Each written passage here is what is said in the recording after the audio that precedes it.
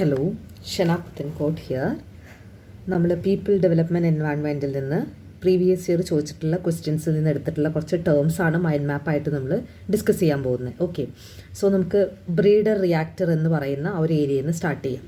അപ്പോൾ nuclear reactor അല്ലെങ്കിൽ nuclear energy എന്ന് പറയുന്നത് ഒരു റിന്യൂവബിൾ എനർജിയാണ്. കാരണം അത് നമുക്ക് വീണ്ടും വീണ്ടും റീപ്ലെനിഷ് ചെയ്യാൻ പറ്റുന്നതാണ്. അതായത് തീർന്നു പോകുന്ന എനർജി അല്ല. ഇപ്പോൾ നമ്മൾ ഫോസിൽ ഫ്യൂലോ കോളോ ഒക്കെ യൂസ് ചെയ്യുകയാണെങ്കിൽ, കൽക്കരി ഇങ്ങനെയുള്ള പെട്രോളിയം പ്രോഡക്റ്റുകളൊക്കെ യൂസ് ചെയ്യുകയാണെങ്കിൽ വൺസ് അത് യൂസ് ചെയ്ത് കഴിഞ്ഞാൽ തീർന്നു പോകും. പിന്നെ അത് എൻവയൺമെൻറ്റിൽ വീണ്ടും അത് പ്രൊഡ്യൂസ് ചെയ്ത് വരണമെങ്കിൽ കുറേ സമയമെടുക്കും. അപ്പോൾ അത്തരത്തിലുള്ളത് നോൺ റിന്യൂവബിളും റിന്യൂ ചെയ്യാൻ പറ്റുന്നത്, അതായത് ഇപ്പോൾ സോളാർ എനർജി, വിൻഡ് എനർജി, ഇതൊക്കെ നമ്മൾ എത്ര യൂസ് ചെയ്താലും വീണ്ടും വീണ്ടും ഉണ്ടായിക്കൊണ്ടേ ഇരിക്കുന്നതാണ്. അപ്പോൾ അത്തരത്തിലുള്ളതാണ് റിന്യൂവബിൾ എനർജി എന്ന് പറയുന്നത്. അപ്പോൾ ന്യൂക്ലിയർ റിയാക്ടറിലൂടെ ന്യൂക്ലിയർ എനർജി എന്ന് പറയുന്ന ഒരു റിന്യൂവബിൾ എനർജിയാണ്. അപ്പോൾ ന്യൂക്ലിയർ റിയാക്ടർ അല്ലെങ്കിൽ ബ്രീഡർ റിയാക്ടറിലാണ് നമ്മൾ ന്യൂക്ലിയർ എനർജി വഴി ഇലക്ട്രിസിറ്റി അല്ലെങ്കിൽ എനർജി പ്രൊഡ്യൂസ് ചെയ്യുന്നത്. അപ്പോൾ എന്താണ് ബ്രീഡർ റിയാക്ടർ അല്ലെങ്കിൽ ബ്രീഡർ റിയാക്ടറിൽ എന്താണ് നടക്കുന്നതെന്ന് നോക്കാം. അപ്പോൾ ബ്രീഡർ റിയാക്ടറിനകത്ത് നമ്മൾ ചെയ്യുന്നത് ന്യൂക്ലിയർ ഫിഷനാണ്. അതായത് ഒരു ആറ്റത്തിൻ്റെ ന്യൂക്ലിയസിനെ ബ്രേക്ക് ചെയ്യുകയാണ്. അപ്പോൾ രണ്ടായിട്ട് ബ്രേക്ക് ചെയ്യുന്ന സമയത്ത് അതിൽ നിന്ന് എനർജി റിലീസാവും. ആ എനർജിയാണ് നമ്മൾ യൂസ് ചെയ്യുന്നത്.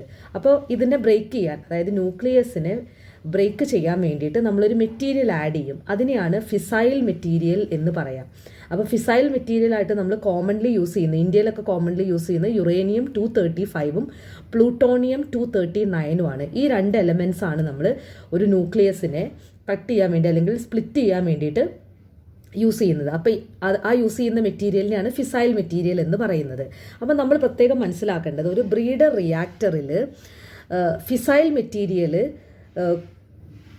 കൂടുതൽ ജനറേറ്റ് ചെയ്യണം ദാൻ ഇറ്റ് കൺസ്യൂംസ്. അതായത് എത്ര ഫിസൈൽ മെറ്റീരിയൽ ആണോ നമ്മൾ ഇതിന് വേണ്ടിയിട്ട് ഈ ഒരു ന്യൂക്ലിയർ റിയാക്ടറിൽ ഉപയോഗിക്കുന്നത്, അതിൻ്റെ ഇരട്ടി എനർജി അത് പ്രൊഡ്യൂസ് ചെയ്യണം, അല്ലെങ്കിൽ അതിനേക്കാൾ കൂടുതൽ എനർജി പ്രൊഡ്യൂസ് ചെയ്യണം, അല്ലേ? അപ്പോൾ നമ്മളൊരു ബിസിനസ് സ്റ്റാർട്ട് ചെയ്യുമ്പോൾ അതിനകത്ത് നമ്മളൊരു ക്യാപിറ്റൽ വെച്ചിട്ട് സ്റ്റാർട്ട് ചെയ്യും, അല്ലേ? അപ്പോൾ ആ ക്യാപിറ്റലിൽ കൂടുതൽ പൈസ കിട്ടുമ്പോഴാണ് നമുക്ക് ആ ബിസിനസ് ലാഭമാകുന്നത്. അതുപോലെ നമ്മൾ ഈ ഫിസൈൽ മെറ്റീരിയൽ എത്ര ആഡ് ചെയ്യുന്നോ അതിനേക്കാൾ കൂടുതൽ എനർജി നമുക്ക് എന്ത് ചെയ്യാൻ പറ്റണം, ജനറേറ്റ് ചെയ്യാൻ പറ്റണം. ഓക്കെ, അപ്പോൾ ബ്രീഡർ റിയാക്ടറിൽ ഫിസൈൽ മെറ്റീരിയലിനേക്കാൾ കൺസ്യൂം ചെയ്യുന്നതിനേക്കാൾ കൂടുതൽ എനർജി ജനറേറ്റ് ചെയ്യുന്നുണ്ട് എന്നുള്ള കാര്യം ഓർക്കുക. അതൊരു ക്വസ്റ്റ്യൻ ആയിട്ട് അങ്ങനെ തന്നെ ചോദിച്ചിട്ടുണ്ടായിരുന്നു. ഓക്കെ, ഇനി ഏറ്റവും കൂടുതൽ ന്യൂക്ലിയർ എനർജി ഉൽപ്പാദിപ്പിക്കുന്നത് US ആണ് എന്നുള്ള കാര്യം ഓർക്കുക, യുണൈറ്റഡ് സ്റ്റേറ്റ്സ് ആണ്.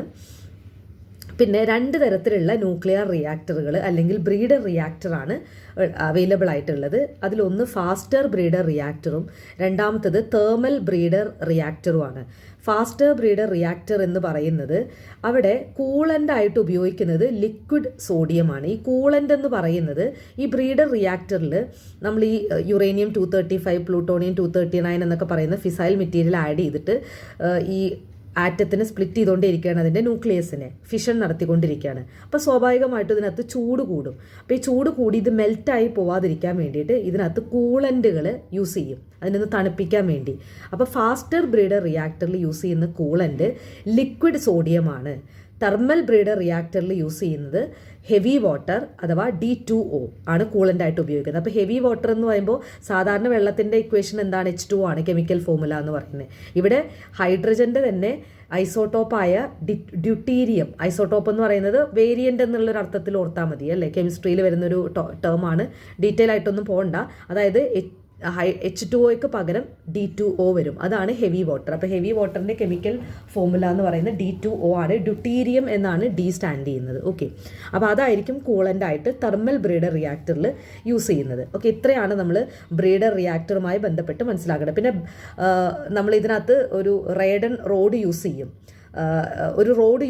കൺട്രോൾ ചെയ്യാൻ വേണ്ടിയിട്ട്. അതായത് ഇതിനകത്ത് നമ്മൾ റിയാക്ഷൻ നടന്നുകൊണ്ടിരിക്കുകയാണല്ലോ, അപ്പോൾ അത് ചെയിൻ റിയാക്ഷനാണ്. അതായത് ഒരു ആറ്റത്തിൻ്റെ ന്യൂക്ലിയസിനെ സ്പ്ലിറ്റ് ചെയ്യുന്നു, പിന്നെ അത് വീണ്ടും സ്പ്ലിറ്റ് ചെയ്യുന്നു, അങ്ങനെ നമുക്ക് കൺട്രോൾ ചെയ്യാൻ പറ്റാത്ത രീതിയിൽ അത് പോകാൻ പാടില്ല. അപ്പോൾ അതുകൊണ്ട് തന്നെ അതിനെ കൺട്രോൾ ചെയ്യുന്നൊരു കൺട്രോളിങ് റോഡ് ഈ ന്യൂക്ലിയർ റിയാക്ടറിൽ കാണും, അല്ലെങ്കിൽ ബ്രീഡർ റിയാക്ടറിൽ കാണും. അതായിരിക്കും ഈ ചെയിൻ റിയാക്ഷനെ നിയന്ത്രിക്കുന്നത്. ഓക്കെ, അപ്പോൾ അത് മനസ്സിലാക്കുക. കൺട്രോളിങ് റോഡ് കാണും ബ്രീഡർ റിയാക്ടറിൽ to control the chain reaction. കാരണം ഇതൊരു ചെയിൻ റിയാക്ഷനാണ്.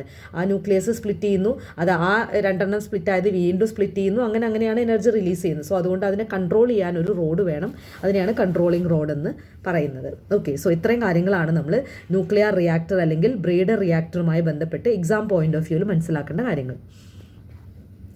നെക്സ്റ്റ് നമ്മുടെ പീപ്പിളിൻ്റെ ഏരിയ എന്ന് സ്ഥിരം ചോദിച്ച് ഇപ്പോൾ ലേറ്റസ്റ്റ് ആയിട്ട് 2024 ചോദിച്ച് കാണുന്ന 2 ടേമുകളാണ് നെഗറ്റീവ് ഫീഡ്ബാക്ക് ഇൻ ക്ലൈമറ്റ് ചേഞ്ചും പോസിറ്റീവ് ഫീഡ്ബാക്ക് ഇൻ ക്ലൈമറ്റ് ചേഞ്ചും. രണ്ടും തമ്മിലുള്ള ഡിഫറൻസും അത് എന്താണെന്നുള്ളതും കൃത്യമായിട്ട് മനസ്സിലാക്കി കഴിഞ്ഞാൽ ഈ ഒരു ഏരിയയിൽ നിന്ന് ക്വസ്റ്റ്യൻ വന്നു കഴിഞ്ഞാൽ എളുപ്പമായിരിക്കും. ഓക്കെ, അപ്പോൾ negative feedback in climate change എന്ന് പറയുന്നത് എന്തൊക്കെ പ്രോസസ്സുകളാണോ ഇനീഷ്യലി ഉണ്ടായ ചേഞ്ചിനെ കുറയ്ക്കുന്നത്, അതിൻ്റെ സീവിയറിറ്റി കുറയ്ക്കുന്നത്. അതായത് ഇപ്പോൾ ഒരു കാര്യം നടന്നു, ഓക്കെ, അപ്പോൾ ആ ആദ്യം നടന്ന കാര്യത്തിന് അടുത്ത് വരുന്ന സ്റ്റെപ്പ് എന്ത് ചെയ്യും, അതിൻ്റെ ആ ഒരു തീവ്രത ലഘൂകരിക്കും. അതിനെയാണ് നെഗറ്റീവ് ഫീഡ്ബാക്ക് എന്ന് പറയുന്നത്. അപ്പോൾ ആദ്യം ഒരു കാര്യം സംഭവിച്ചു, ഈ രണ്ടാമത് സംഭവിക്കുന്ന കാര്യം ആദ്യം സംഭവിച്ച കാര്യത്തിൻ്റെ തീവ്രതയെ കുറയ്ക്കുന്നതാണ് നെഗറ്റീവ് ഫീഡ്ബാക്ക് എന്ന് പറയുന്നത്. എക്സാമ്പിൾ പറയുമ്പോൾ നിങ്ങൾക്ക് കുറച്ചും കൂടെ കൂടുതൽ മനസ്സിലാവും. ക്ലൗഡ് ഫോർമേഷൻ, മേഘം ഉണ്ടാവുന്നത്. അപ്പോൾ എന്താണ് മേഘം ഉണ്ടാവണമെങ്കിൽ അറ്റ്മോസ്ഫിയർ വാം ആവണം അല്ലേ. ചൂടുള്ള അന്തരീക്ഷം വരുമ്പോൾ എന്തായിരിക്കും, കൂടുതൽ വാട്ടർ വേപ്പർ ഉണ്ടാവും അല്ലേ. അന്തരീക്ഷത്തിൽ ചൂട് കൂടുമ്പോൾ കൂടുതൽ വാട്ടർ വേപ്പർ ഉണ്ടാവും. കൂടുതൽ വാട്ടർ വേപ്പർ ഉണ്ടാവുമ്പോൾ കൂടുതൽ എന്തുണ്ടാവും, മേഘങ്ങൾ ഉണ്ടാവും. കൂടുതൽ മേഘങ്ങൾ ഉണ്ടാവുമ്പോൾ അത് കൂടുതൽ സോളാർ റേഡിയേഷനെ റിഫ്ലക്റ്റ് ചെയ്യും. അതായത് മേഘങ്ങൾ ഉണ്ടാവുന്നത് കൊണ്ട് തന്നെ സോളാർ റേഡിയേഷൻ ഭൂമിയിലേക്ക് വരുമ്പോൾ ആ മേഘങ്ങൾ എന്ത് ചെയ്യും, അതിനെ തിരിച്ച് സ്പേസിലേക്ക് റിഫ്ലക്റ്റ് ചെയ്യും. അങ്ങനെ സോളാർ റേഡിയേഷൻ ഈ മേഘങ്ങൾ റിഫ്ലക്റ്റ് ചെയ്ത് കഴിഞ്ഞാൽ എന്ത് സംഭവിക്കും, കൂളിംഗ് എഫക്റ്റ് ഉണ്ടാവും. കാരണം ഈ സോളാർ റേഡിയേഷൻ നമ്മുടെ ഭൂമിയിൽ വന്ന് പതിക്കുമ്പോഴാണ് ഭൂമിയുടെ ചൂട് കൂടുന്നത് അല്ലേ. അപ്പോൾ ആദ്യം സംഭവിച്ച കാര്യം എന്താണ്, ചൂട് കൂടുക എന്നുള്ളത്. ആ ചൂട് കൂടിയതുപോലെ വാട്ടർ വേപ്പർ ഉണ്ടായി, കൂടുതൽ ക്ലൗഡ്സ് ഉണ്ടായി. ക്ലൗഡ്സ് കൂടുതൽ സോളാർ റേഡിയേഷനെ തിരിച്ച് റിഫ്ലക്റ്റ് ചെയ്തു. സോളാർ റേഡിയേഷൻ നമ്മുടെ ഭൂമിയുടെ സർഫസിൽ വന്ന് പതിക്കാതെ നമ്മളെ പ്രൊട്ടക്റ്റ് ചെയ്തു ഈ മേഘങ്ങൾ. അതുകൊണ്ട് കൂളിംഗ് ഉണ്ടായി. അപ്പോൾ ആദ്യം വാം ആയിട്ടുള്ളതിൽ നിന്ന് ഇപ്പോൾ കൂളിംഗ് ഉണ്ടായി അല്ലേ. അപ്പോൾ ആദ്യത്തെ ഇനീഷ്യൽ പ്രോസസ്സിൻ്റെ തീവ്രതയെ കുറയ്ക്കുകയാണ് രണ്ടാമത് നടന്ന പ്രോസസ്സ് ചെയ്യുന്നത്. അപ്പോൾ അതിനെയാണ് നെഗറ്റീവ് ഫീഡ്ബാക്ക് എന്ന് പറയുന്നത്. പിന്നെ അതുപോലെ തന്നെ higher temperature and carbon dioxide, അന്തരീക്ഷത്തിലെ ടെമ്പറേച്ചർ കൂടുകയും അല്ലെങ്കിൽ കാർബൺ ഡൈ ഓക്സൈഡിൻ്റെ അളവ് കൂടുകയും ചെയ്യുമ്പോൾ പ്ലാന്റ് ഗ്രോത്ത് സ്റ്റിമുലേറ്റ് ചെയ്യപ്പെടും. പ്ലാന്റ് ഗ്രോത്ത് കുറച്ചും കൂടെ, പ്ലാന്റ് നന്നായിട്ട് വളരാൻ തുടങ്ങും. അങ്ങനെ പ്ലാന്റ്സ് നന്നായിട്ട് വളർന്നു കഴിഞ്ഞാൽ എന്താ സംഭവിക്കുക, പ്ലാന്റ്സ് ഈ ഫോട്ടോസിന്തസിസിന് വേണ്ടിയിട്ട് കാർബൺ ഡൈ ഓക്സൈഡ് കൂടുതൽ വലിച്ചെടുക്കും. അപ്പോൾ ആദ്യം എന്താണ്, കാർബൺ ഡൈ ഓക്സൈഡ് കൂടി, അതിൻ്റെ ഓപ്പോസിറ്റായിട്ട് അല്ലെങ്കിൽ അതിനെ കുറയ്ക്കുന്ന രീതിയിലാണ് അടുത്ത പ്രോസസ്സ് ഉണ്ടായത് അല്ലേ.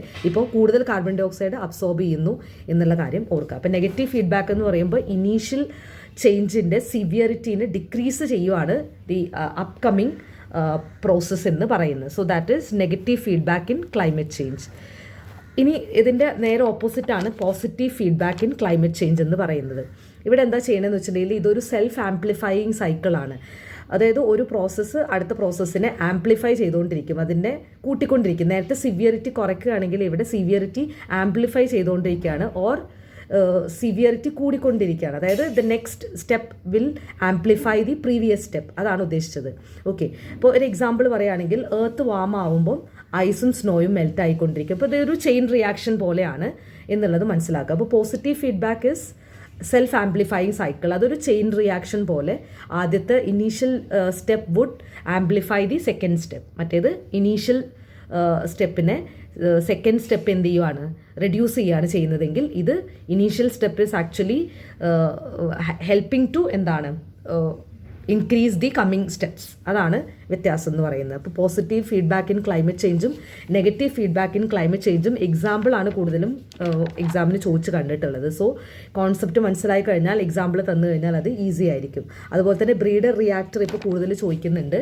ന്യൂക്ലിയർ റിയാക്ഷൻ റിലേറ്റഡ് ആയിട്ട് ബ്രീഡർ റിയാക്ടർ ആ ഒരു ഏരിയയിൽ നിന്ന് കൂടുതൽ ക്വസ്റ്റ്യൻസ് കാണുന്നുണ്ട്. സോ ഈ രണ്ട് ടോപ്പിക്കും 2024 ചോദിച്ചിട്ടുള്ള ക്വസ്റ്റ്യൻ പേപ്പറിൽ നിന്ന് വന്നിട്ടുള്ളതാണ്. ഇത് പിന്നെ പല ക്വസ്റ്റ്യൻ പേപ്പറിലും ഈ ഒരു